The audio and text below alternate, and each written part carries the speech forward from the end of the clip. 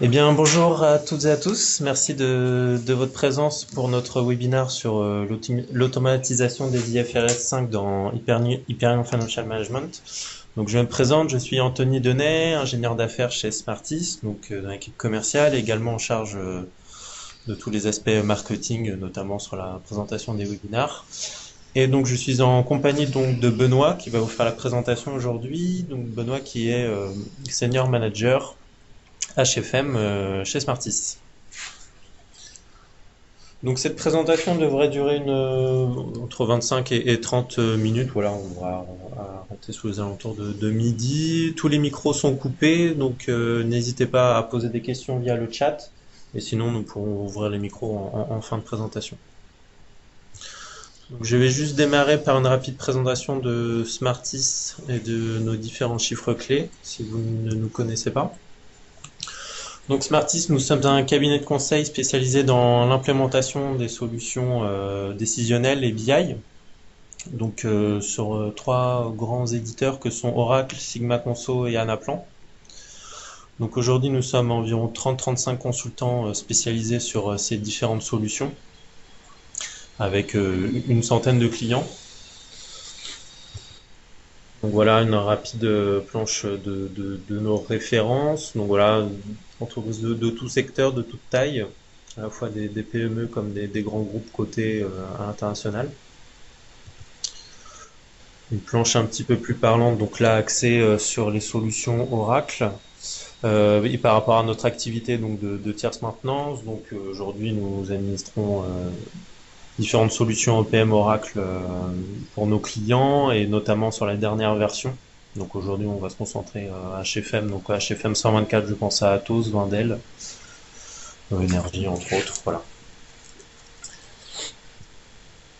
Donc là voici une rapide présentation de nos différentes offres. Donc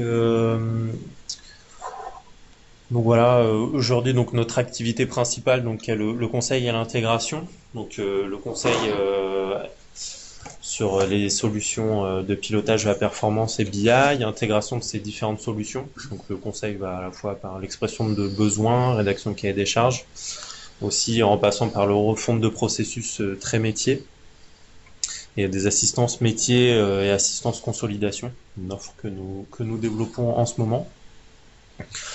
Ensuite, différentes offres, donc notamment sur la partie flux intégration, donc avec différentes solutions ETL. L'objectif, c'est l'amélioration de la qualité des données et améliorer un peu les flux d'intégration entre vos différents systèmes ERP, EPM et BI. Une activité de tierce maintenance, comme je vous le disais au préalable, donc à travers un catalogue de services.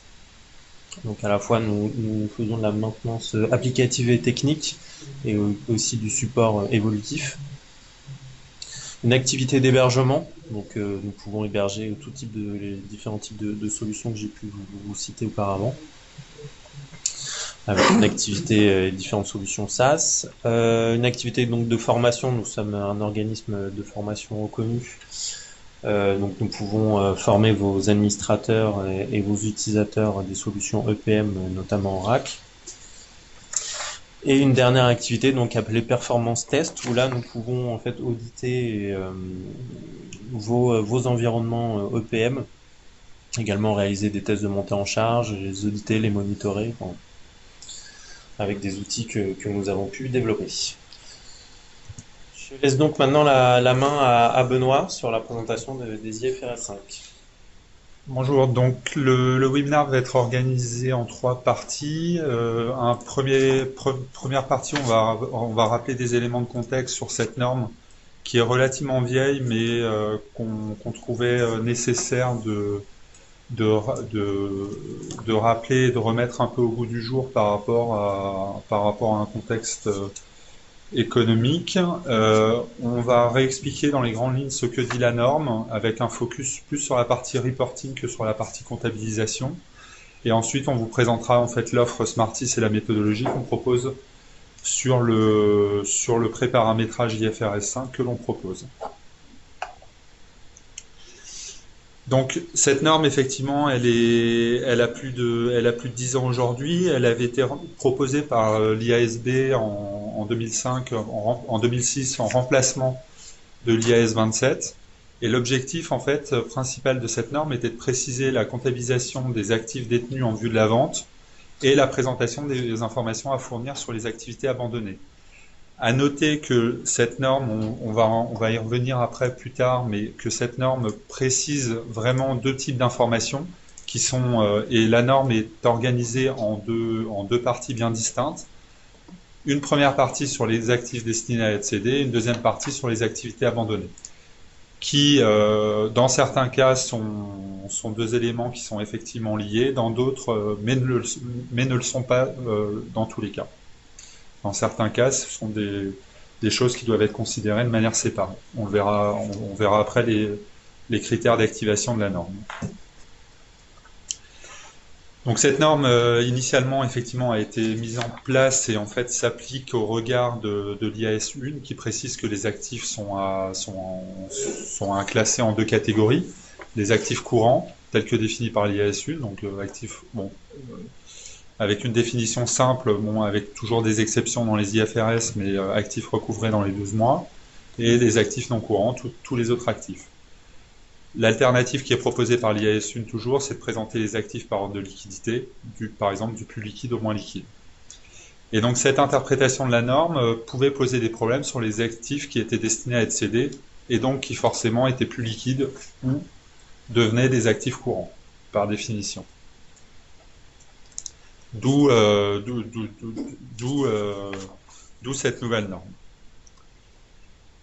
Alors, aujourd'hui, en fait, pourquoi est-ce qu'on est amené à faire un webinaire sur cette norme-là, norme qui existe depuis 10 ans et qui, a priori, est appliquée depuis 10 ans.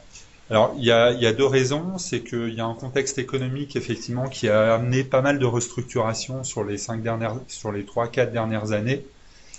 Et ces restructurations, effectivement, ont amené les groupes à se poser la question de savoir comment est-ce qu'ils allaient activer l'IFRS 5, la mettre en place et organiser leur reporting là-dessus. Dans la mesure où ils ont été amenés à réaliser des sessions d'activités importantes.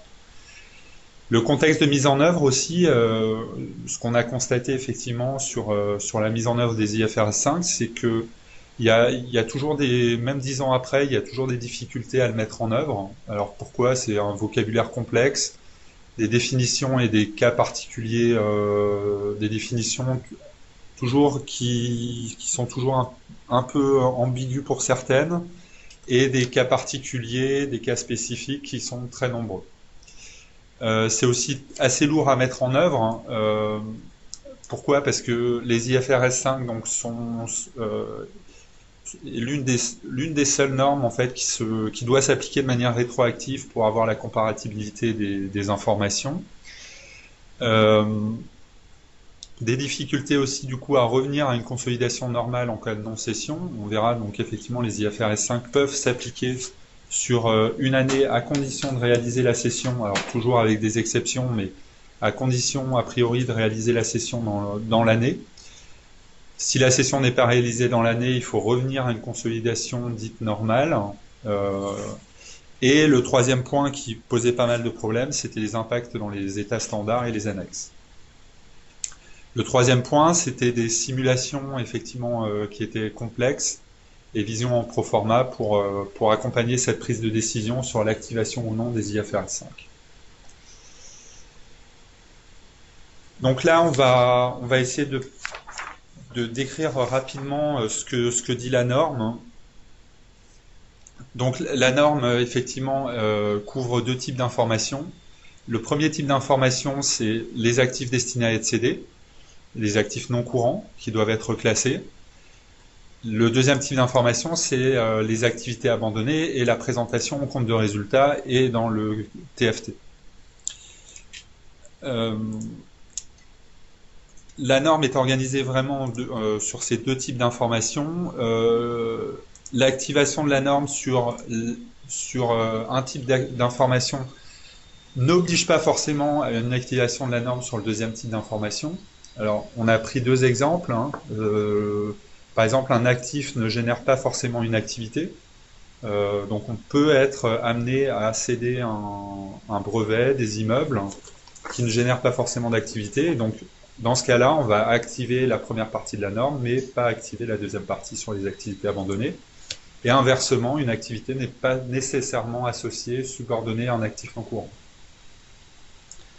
Mais en général, donc c'est de ça dont on va parler aujourd'hui, en général, ces deux concepts se rejoignent dans le cadre d'une cession d'une entité ou d'un groupe d'entités.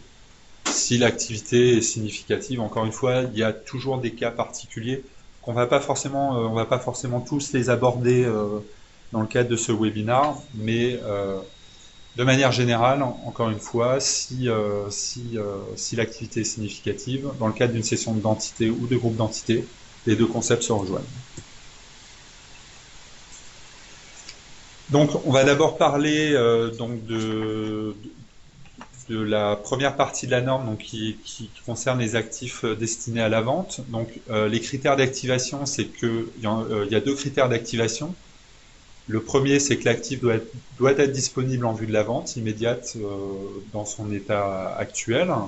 Donc, quand on parle d'actif, ça peut être soit un actif non courant ou alors un regroupement d'entités ou une entité. Et la vente doit être hautement probable. Alors, qu'est-ce qu'une vente hautement probable? Là, on a remis des critères, les critères qui ont été retenus par l'IASB. Donc, c'est que la direction doit être engagée dans un plan de cession. Ce plan de cession doit être actif. Donc, ça veut dire qu'il doit y avoir un projet de cession qui doit être actif. Ça ne doit pas être un projet en dormance au niveau de la direction. L'actif, bon, bien sûr, doit être commercialisable à un prix raisonnable par rapport à sa juste valeur, tel que comptabilisé selon les IFRS. Et la vente doit pouvoir être conclue dans l'année, avec toujours, encore une fois, quelques exceptions. Là, on a remis deux exemples, parce que effectivement, les critères d'activation peuvent être assez ambigus. Avoir par exemple trouvé un acheteur, ça n'est pas c'est une condition non suffisante et non nécessaire. C'est pas parce qu'on a trouvé un acheteur que on a envie de céder une activité, un actif non courant, pardon. Inversement, une condition suffisante, par exemple dans le cas d'une cession immobilière de terrain ou d'immeuble, serait de donner mandat à une agence immobilière pour vendre des terrains qui appartiennent au groupe. Dans le cas d'une cession d'entité ou d'un groupe d'entités, donc les passifs doivent être classés s'ils font partie de l'ensemble. Hein, donc s'il y a un passif, si l'entité qui est cédée possède un passif, ce passif-là doit être classé. Les passifs et actifs qui seraient comptabilisés au niveau groupe, tels que les avantages du personnel, impôts différés ou les actifs financiers, qui eux restent évalués selon l'IAS 39, ne sont pas associés à cette norme et à ce reclassement. Par là, la norme précise bien effectivement que si le groupe a souscrit à une dette pour acquérir une entité, au moment de la cession de cette entité-là, si on active l'IFRS 5, la dette qui a été souscrite pour acquérir le groupe ne rentre pas dans le cadre de l'IFRS 5. Pourquoi? Parce que la dette reste dans le giron du groupe, indépendamment de l'utilisation qui peut en être faite. Et le groupe reste et le passif reste dans le groupe.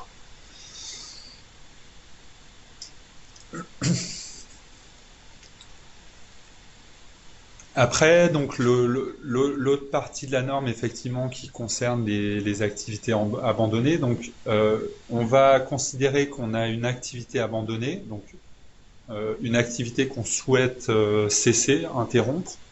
En fonction, donc on va activer cette deuxième partie de la norme en fonction de l'importance relative de l'activité. Donc les critères d'activation, là on voit déjà qu'ils sont légèrement différents de ceux qui ont été énoncés pour les actifs nets, mais ils peuvent se rejoindre dans le cas d'une cession d'un sous-groupe d'entités ou qui représenterait une activité importante pour le groupe. Cette deuxième partie de la norme va s'appliquer au compte de résultat et au tableau de flux de trésorerie, avec des lignes pour pouvoir bien séparer effectivement les activités qui sont conservées au sein du groupe et les activités qui sont destinées à être abandonnées, toujours à horizon moins d'un an. Avec une petite exception, effectivement, mais toujours des cas particuliers, c'est dans le cas où, exception qui n'existe pas pour les actifs non courants, mais dans le cas, effectivement, où on a une activité qui est acquise en vue d'une revente immédiate, donc on fait l'acquisition d'un groupe, et on souhaite revendre une partie de ce groupe directement après l'acquisition, parce que c'est non stratégique. Là, dans ce cas-là, les actifs nets rentrent dans le cadre de l'IFRS 5, l'ensemble. Par contre, les activités qui sont destinées à être vendues tout de suite après ne rentrent pas dans cette catégorie-là.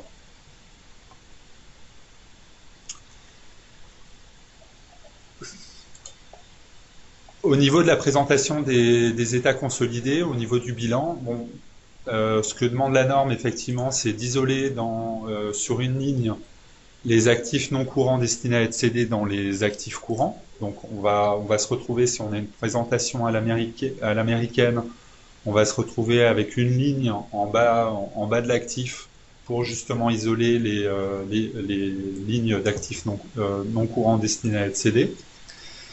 Et dans le cas d'une cession d'entité ou d'un groupe d'entités, effectivement, il faut faire la même chose avec les passifs des entités qui sont isolés, tout en respectant le principe de non-compensation des actifs et des passifs.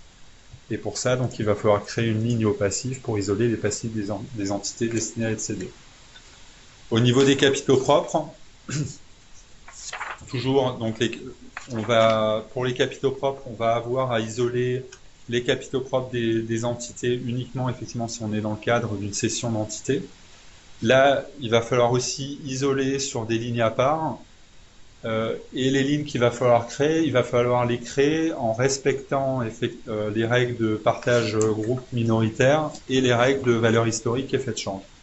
Donc ça va amener à la création de 4 lignes dans les capitaux propres.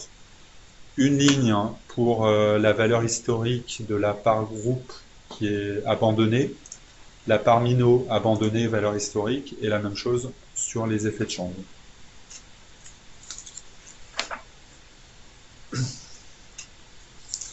Pour ce qui est des activités abandonnées, au niveau du PNL, ça va se traduire par la création de deux lignes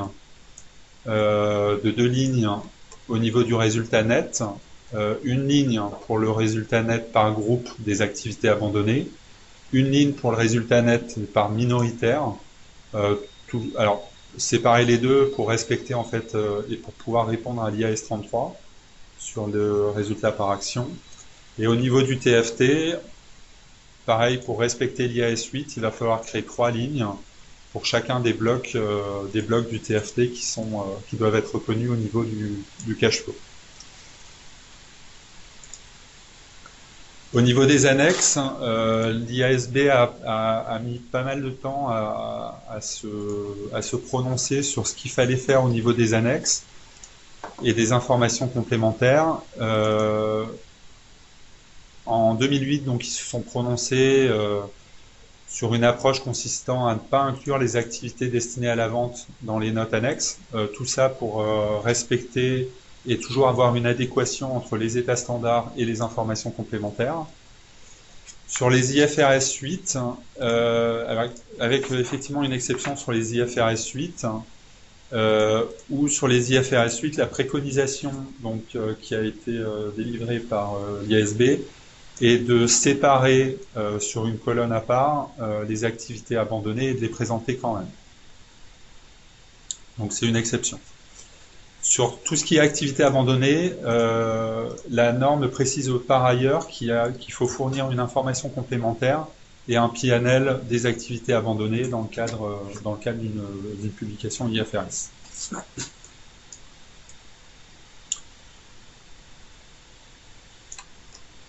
Maintenant, ce que précise pas la norme est restée très floue sur le mode de consolidation de ces activités abandonnées. concernant principalement les éliminations réciproques. Il y a deux écoles qui peuvent être présentées. La première consiste à dire oui, il faut éliminer avant d'appliquer la norme. Pourquoi? Alors parce que l'IAS 28 qui précise les règles d'élimination ne précise rien concernant les activités abandonnées. Si on n'élimine pas, ça peut gonfler effectivement l'actif et le passif des groupes, mais le problème c'est que ça peut amener à des aberrations qu'on va voir juste après sur le PNL. Et donc il y a une deuxième école qui précise que non, il ne faut pas éliminer les intercos entre les activités maintenues et les activités abandonnées, car ceci altère la comparabilité entre les exercices successifs et peut amener à des aberrations. Donc on a essayé d'illustrer effectivement une des aberrations que ceci pouvait amener. Donc par exemple, dans le cas d'un groupe qui est constitué d'usines qui produit des produits finis à destination d'un réseau de distribution qui lui-même est consolidé dans le groupe de manière globale. Et donc un jour, le groupe décide de céder son activité de distribution. Donc si on présente uniquement la partie revenus, les revenus vont se présenter de cette manière-là. Donc les usines vont vendre pour 1000 au réseau de distribution qui lui-même va présenter une charge de 1000 vis-à-vis des usines, et le réseau de distribution va revendre ça pour 1100 à un client final. Donc là, on voit qu'au niveau du groupe, le résultat net, dans tous les cas, est de 1100. On élimine la part interco de 1000 de chiffre d'affaires et de 1000 de charges du réseau de distribution. Par contre, au niveau de la présentation, on voit que ça peut avoir un impact assez important. Donc, première école, oui, il faut éliminer. Donc, si on élimine, on va se retrouver à présenter un revenu groupe de 0, ce qui peut être gênant pour la comparabilité, et une activité abandonnée de 1100. Donc, j'élimine la partie gauche, et je ne garde que les 1100 en activité abandonnée.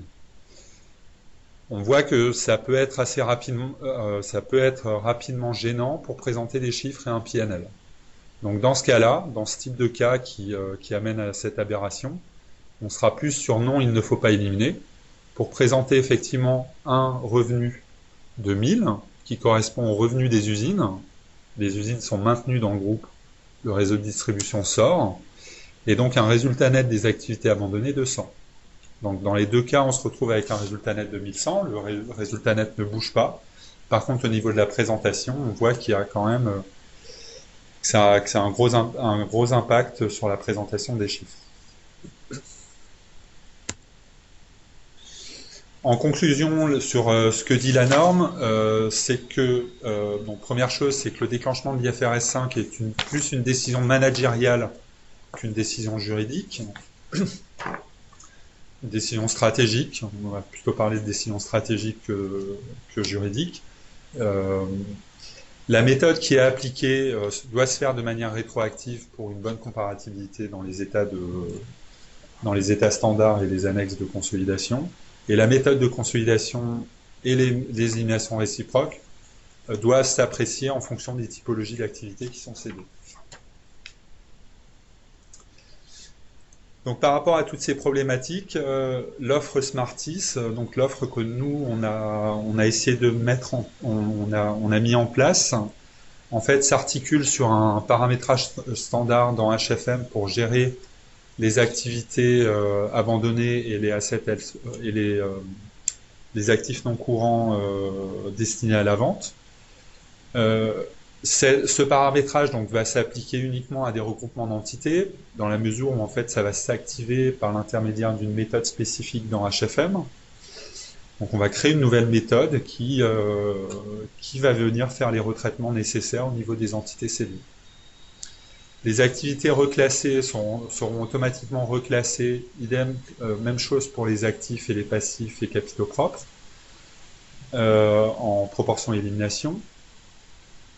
Et le pré-paramétrage en fait permet, par l'intermédiaire des custom cas, donc de la trace d'audit, de visualiser simplement les effets de ce retraitement-là sur n'importe quel état standard dans HFM.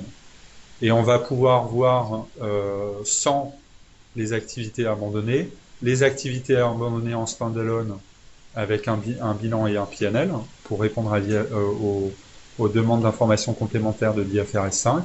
Et on va pouvoir voir aussi le bilan PNL comme s'il était publié et avec ou sans les activités abandonnées.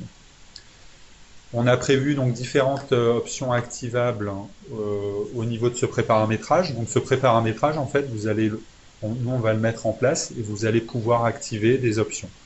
La première, donc effectivement, c'est les comptes cibles des reclassements à effectuer pour l'actif, le passif, le PNL, les capitaux propres, le cash flow et les annexes.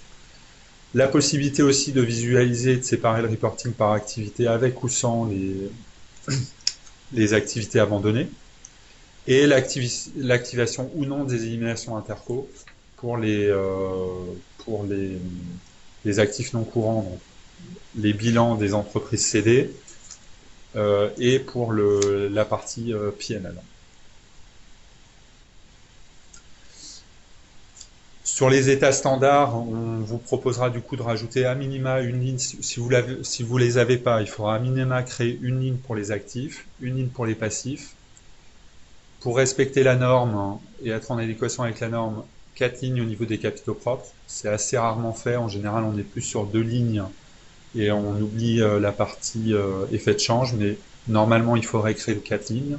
Au niveau du cash flow, 3 lignes. Et au niveau du PNL, 2 lignes. Et toutes ces lignes-là, en fait, ils seront alimentées en automatique par le moteur de consolidation. En parallèle de ça, donc on vous propose aussi une assistance et un accompagnement dans la mise en œuvre des IFRS 5 et éventuellement des simulations de cession d'actifs. Et tout ce pré-paramétrage va vous permettre d'industrialiser et de centraliser la publication des états standards en IFRS 5.